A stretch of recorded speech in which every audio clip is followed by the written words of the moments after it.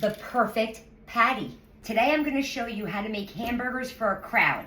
I'm feeding 30 people on Saturday for the 4th of July, so I need to make hamburgers. This is the quickest, easiest way to form your hamburgers in under 5 minutes.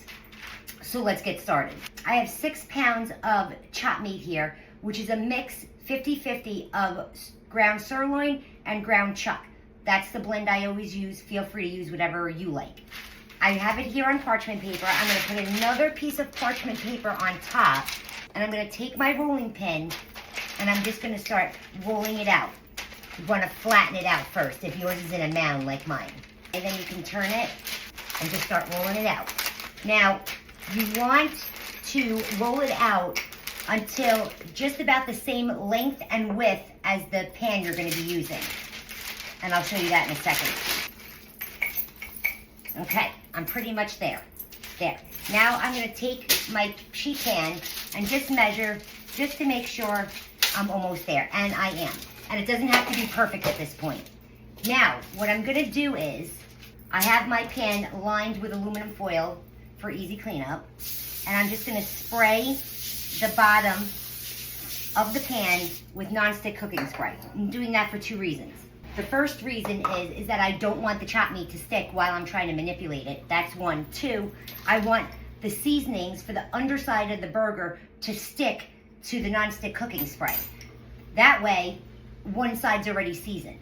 So you just take your salt, your black pepper, season from high above so you get even control of the spice that you have in your hand, some garlic powder, and some onion powder. And now your spices won't move. Tell me that's not a genius trick. Come on. Now we're gonna take the first layer of meat of parchment paper off. We can discard that now. We're gonna bring our pan back, turn our meat, and then we're just gonna put the pan over the meat. And again, those spices are not gonna move because they're stuck down by the nonstick cooking spray. And you just take your hand and you flip it over. Ta-da! Now you're gonna have some overhang, and that's okay. No big deal. That's what the parchment paper is for. Because now we're gonna make it perfect. Ta-da! Now we're gonna take our rolling pin back, and we're gonna make the chopped meat fit the pan. You can use your hands as well, just to make sure you're flattening it out nice and even. Ta-da! Now you just peel back the parchment paper, and look at that. Gorgeous! Easy peasy, very little cleanup. So now I'm just making sure that my corners are good. Perfect. Now, I'm gonna wash my hands, be right back. My hands are all clean, so now we're just gonna season the other side. So, black pepper, salt, onion powder, and garlic powder. Now, what I like to do is to cut my burgers out. I use my donut cutter. You can use any round cutter that you like, a cookie cutter, the top, the lid to a mason jar, whatever. The only thing you wanna make sure is that your patty is 20% bigger than your bun, because once we start cooking these, they're gonna shrink up a bit. So you wanna make sure that your patty is bigger than the bun. And then you just start pressing out your patties, and stay as close to your last patty as you possibly can so there's no waste. And I got 24 perfect burgers. Now, we're gonna take each burger, I'm using my offset spatula here, just to peel it up. And there you go, the perfect patty. So what I'm gonna do is take another piece of parchment paper, and I'm just gonna start putting our patties on the parchment paper. And you wanna leave a little bit of room in between each patty, because we're gonna cut the parchment paper so that each patty's on one square of parchment. So all of our patties are lined out on the parchment paper. So here's what we do. You're gonna take your knife, a sharp knife, and you're just gonna run down the parchment paper to cut it. You can use a pair of kitchen scissors for this, it's fine too. Do the same thing to each section. Okay, so once you have a section cut, you're gonna go across in between each patty, and then you have your patty on parchment paper. I'm gonna do that to all of these, and then I'll show you the next step.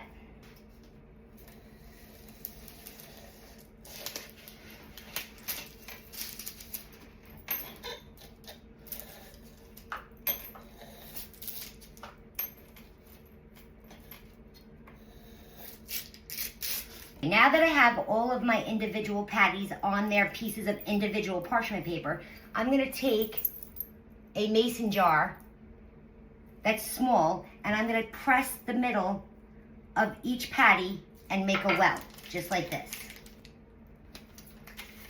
And I'm gonna show you why in a second. What that small indentation does is, one, it's gonna make your burgers cook much more evenly on the grill. It will stop the middle of the burger from puffing up and cooking, and it makes for a much more even cooking surface. That's one. Two, I'm taking my ice cube tray and I'm gonna pour in my beef stock and I'm gonna freeze the cubes.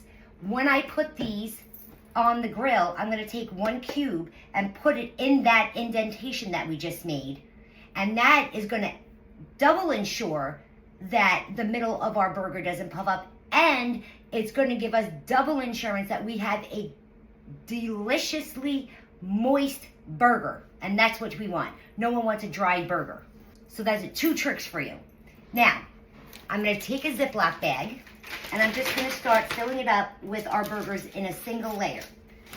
So, just like this. You could also do this in an airtight container. And when you start stacking them, you make sure that the parchment paper is on top of the burger. That way, once we have this bag full, we're gonna pop it in the freezer. Now our burgers are waiting for us. We're not waiting for them. They're seasoned, they have their indentation. All we have to do is pop them on the grill, put the beef broth ice cube in the middle of each of them, and start cooking. Again, this is about enjoying yourself, enjoying your party, and not being a slave to the food. All my burgers fit perfectly in the Ziploc bag. I'm gonna zip it up, I'm gonna pop it in the freezer, and that is how we plan ahead, prepare ahead, and make all of our burgers for our party. We're not standing around in the kitchen, not enjoying ourselves or our party or our guests. 5 minutes, 30 burgers, you're all set. I hope this helped you be prepared so that when it's time to start cooking, you're already done and ready to go. Thanks so much for watching.